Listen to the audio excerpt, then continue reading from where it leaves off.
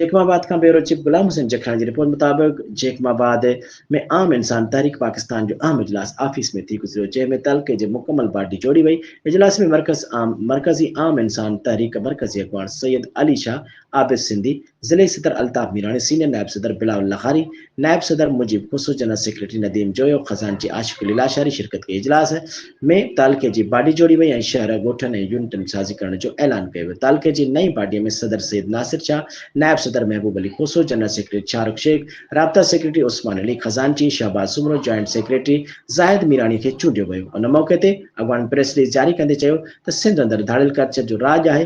कंदकोट कश्मीर में हिंदू ताजिर वापारियुनि खे अगवा करण जी मुसम्मत कयूं था। रियासत जो कमु अवाम खे तहफ़ुज़ ॾियण, पर हिते आए रोज़ शहरी अगवा थियनि था, फुरजनि था ऐं लुटजनि था। कोई तहफ़ुज़ ॾियण लाइ तयार नाहे। सिंध अंदरि वॾेरनि जागीरदारनि लाइ अलॻि कानून ऐं ग़रीबनि लाइ अलॻि कानून आहे। अवाम जंहिंखे वोट ॾिना आहिनि अॼु उहे अवाम खे विसारे वेठा आहिनि। सिंध अंदरि हर इदारे में करप्शन आहे, मेरिट जी लताड़ आहे, तालीमी इदारा गैरफ़ाल आहिनि ऐं स्कूल आहिनि त उस्ताद न आहिनि, उस्ताद आहिनि त स्कूल न आहिनि। हर जाइ ते माफ़िया कब्ज़ो करे वेठी आहे। सिहत तबाह, तालीम तबाह, रोड रस्ता तबाह, माण्हू लॾ पलाण शुरू करे छॾियो आहे ऐं अमन अमान बहितर न हुजण करे माण्हू ख़ौफ़ में वरितल आहिनि। आम इंसान तहरीक सिंध में धाड़ियल कल्चर ख़िलाफ़ फ़ौजी ऑपरेशन जो मुतालबो करे थी ऐं अमन करायो, सिंध बचायो।